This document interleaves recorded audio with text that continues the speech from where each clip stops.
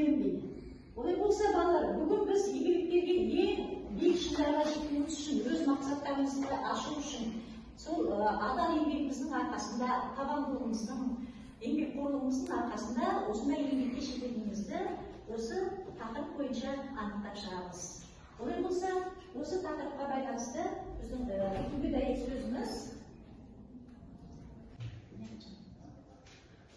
сөзімізде адал сол таза еңбекпен күнін көріп, жаны үшін адамшылық ар сатпайды. Бәріміз бірдей қайталайық. Адал сол таза еңбекпен күнін көріп, жаны үшін адамшылық ар сатпайды. Ал балалар, бұл дәйек сөздің адал сол таза еңбекпен күнін көріп деген сөздің өзі сендерге қандай ой түйгізіп тұр екен? Кім өзінің ой пікірін айтады? Кәнекей? Бұл дәйексізде біз тек адалдықпен, сүйіспеншілікпен, тек таза ниетпен ғана еңбек етіп, сол ниетіміздің нәтижесінде таза еңбегімізді көре аламыз. Жарайсың. Ал екінші топтан айта отырайық. Егер таза еңбекпен күнін көріп еңбек етсек, демек сол адам адал болып өз арман мақсаттарына жете алады. Жарайсың. Бұл дәйексіздің тек қана адал еңбек беріп, одан кейін таза еңбекпен ғана оның жемісін көруге болады. Ал олай болатын болса, балалар, мына дәйек сөзді жақсы ұққандарың көрініп тұр. Енді сендерге шығармашылық жұмысты таптырайық. Ал балалар, шығармашылық жұмыста мына төбелікте әрқайсысына әртүрлі сұрақтар берілген, сол сұрақ бойынша өз ой пікірлеріңді айтасыңдар.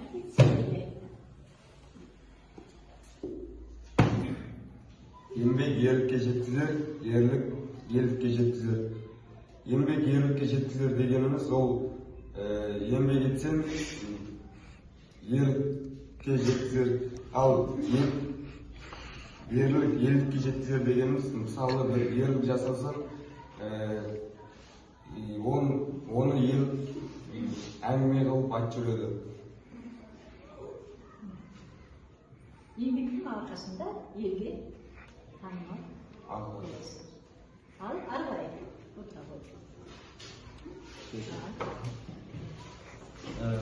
Көз қорқақ қол батыр деген ол дегеніміз мысалға адам еңбек етейін деп отырған кезде ол көзбен қараса қиын болып көрінеді, ал ізбен істегенде ол жеңіл. Жарайсың.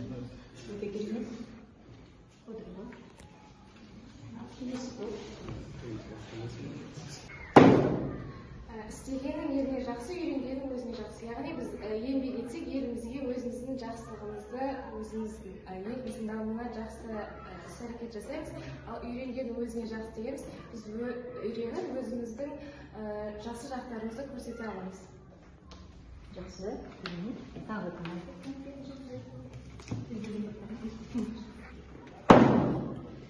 Көз қорқақ қол батыр. Яғни сен бірінші істі бастамай жатып, оның қиын деп ойлайсың, ал бірақ оны істемей жатып, оңайлығын білмейсің. Дұрыс, жарайсың. Келіңдер. Ары қарай келесі топ.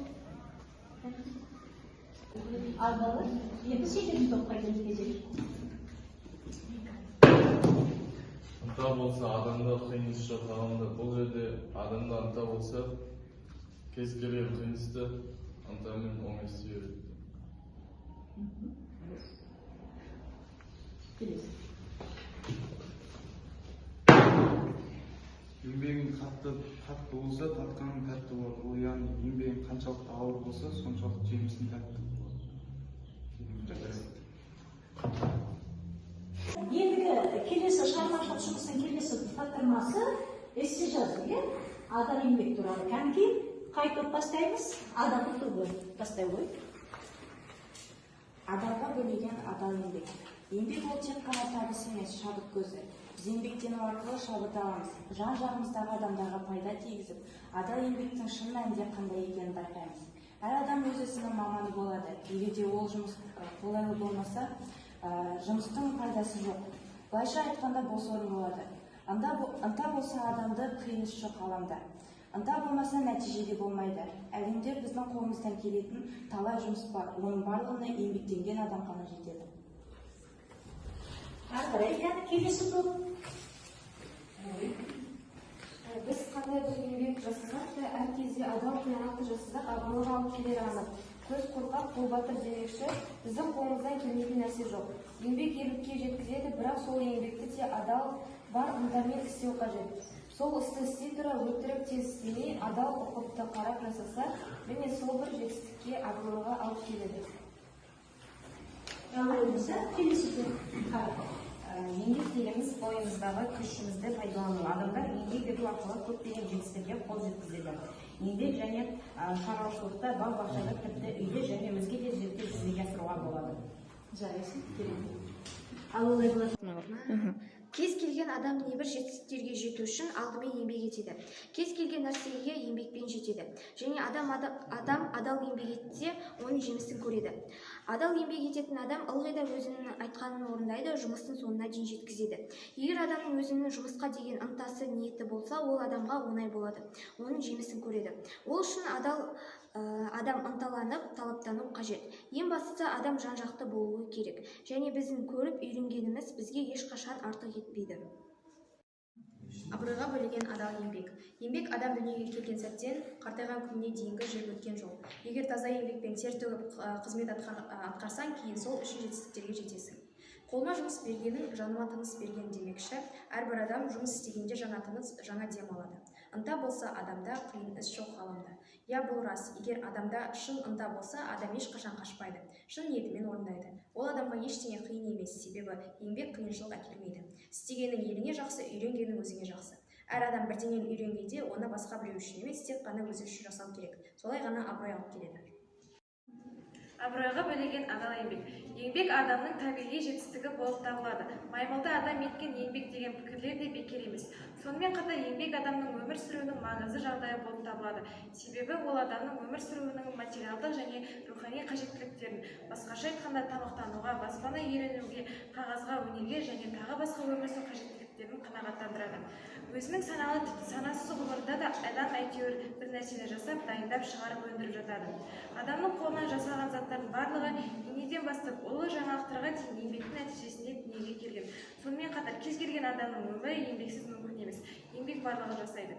Адамның материалдық және рухани қажеттіліктерін қамтамасыз етеді.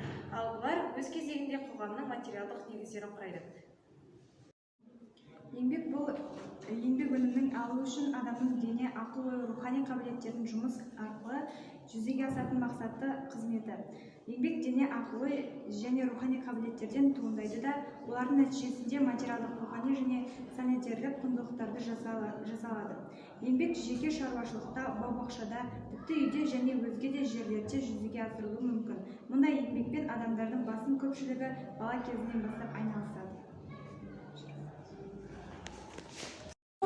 Болса, біз еңбек ертең ерінбей тақырыбының ең бізге намыс, шын бізге ниетпен, ерінбесең, өзің талаптансаң, еңбекқорлықпен, адалдықпен жететін еңбектің тәтті болатынын сезімдер бар. Ал енді адал еңбек иесі тақырыбы бойынша біз шығармашылық жұмыстарды өте жақсы орындауымдар. Әр адам өзінің адал еңбегінің арқасында осы туыстарының, немесе бауырларының, немесе сыныптас достарының осы еңбектерінің арқасында бірталай жетістіктерге жетіп отырғанын көріп тұрсыңдар. Олай болса, сендерге сәттілік, одан да үлкен жетістіктерге жетулеріңді тілеймін. Сау болыңдар.